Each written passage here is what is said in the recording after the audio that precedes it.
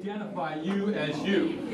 And this next snake has an extremely toxic venom, and they get upwards of 18 feet in length.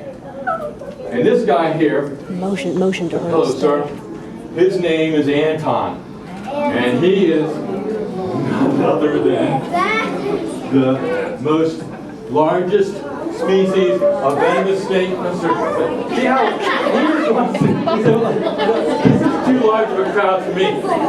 This is the largest species of venomous snake on earth. The King Cobra, the king of all snakes. Look at the size of his venom glands. Monstrous. They actually hold the most venom in a snake, the King Cobra. This guy here, the King Cobra, they are smart. They're always thinking. They're a snake that analyzes everything around them first. He's analyzing stuff now. He's flicking that tongue out. He smells, okay, there's been a rattler out here. Oh, there's been a naughty copperhead out here because she probably put a little bit of that scent on this table. Also, he's saying, okay, there's been other animals on this table too, but I'm not interested in them because I like eating other snakes. Now, he's not in the feed mode right now because out of their environment, out of their enclosures, a lot of snakes don't think about eating. So there's no real worries about him coming back on me and saying, hey, you just been holding a couple of snakes. Your hands smell like snakes. So I might figure that you are a snake. I witnessed these King Cobras that actually come over their prey and noodle it out. Actually, not biting the snake in a place where, you know, you get him back here.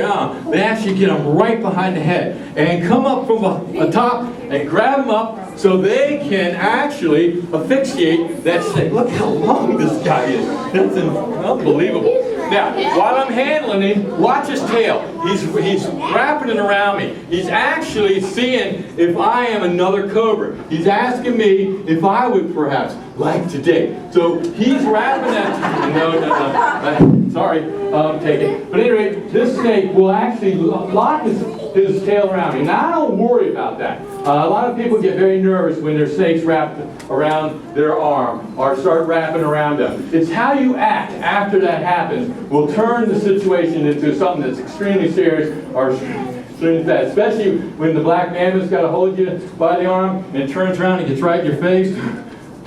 You better do the right thing. Because if you don't, you got mammoth all over your nose. Now, this snake here was a confiscation. He was owned by a fellow that actually had him in the county of Virginia that it was illegal to own a venomous snake. And this fella, unfortunately, had several agencies come to his house and remove the snakes from his property. And I kind of felt bad for the man, so it's very important. If you ever consider getting any type of pet, make sure you know it's legal for you to have it, and make sure you're compliant with all regulations if you do have an animal. Because that boy, I felt, he's not a boy, he was actually a man, his wife, and his kids were laid out on the front porch with all these law enforcement people in his house, going through his stuff, and confiscating his animals. The two King Cobras were in one room, one bedroom.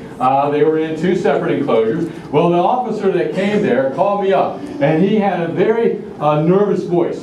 In fact, he said, I've never heard anything like this before. I walked into that room, and one of those cobras started growling at me. In fact, the King Cobras do growl. They do use audible noises to talk to each other.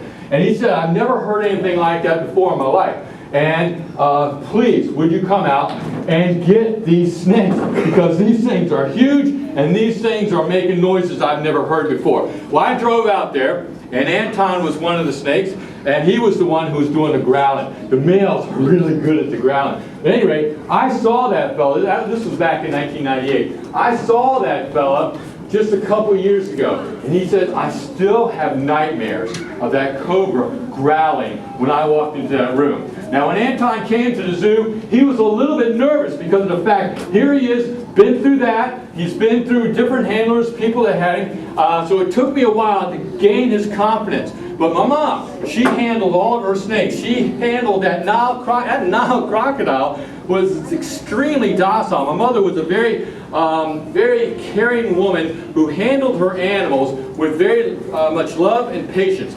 So I have got that same quality, because I understand these animals, they frighten easily. They are an animal that a lot of things like to eat. And I don't want my animals to actually feel they're going to be threatened. Now while I'm handling these animals, you watch me, I'm watching his head at all times. His head will tell me a lot. Same thing with that monocle cobra. Their heads tell me a lot. And when I put that copperhead on the table, she told me a lot. She flattened right out. The reason being, this is a different scenario than they're used to.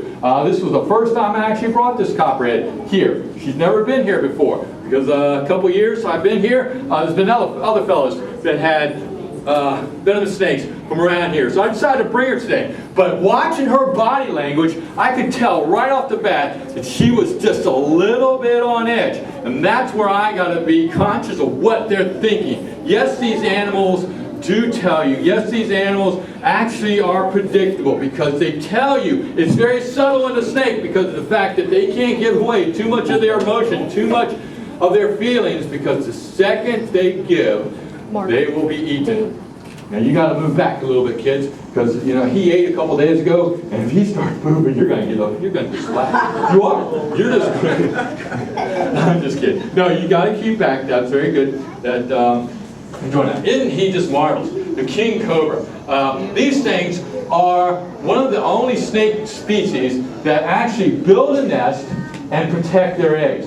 The female King Cobra will build a nest with two chambers. The lower chamber for the eggs and the upper chamber for her. And she watches over those eggs until they're getting ready to hatch. And when they start hatching, she leaves the nest. The babies have instincts to get up into the trees, to get away from the ground predators, and get up in those trees to eat lizards and small snakes that do live in the trees.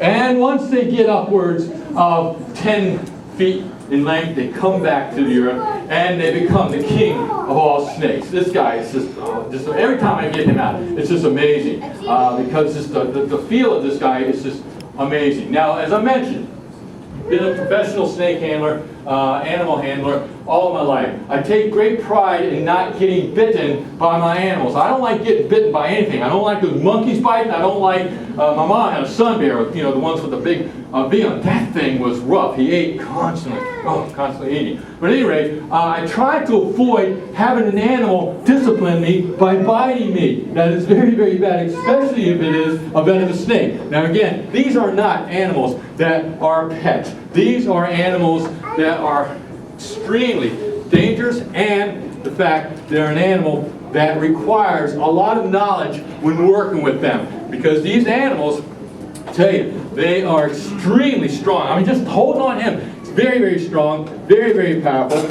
and he is smart. As I mentioned, he is extremely smart. So I'm going to go ahead and get him back in his box.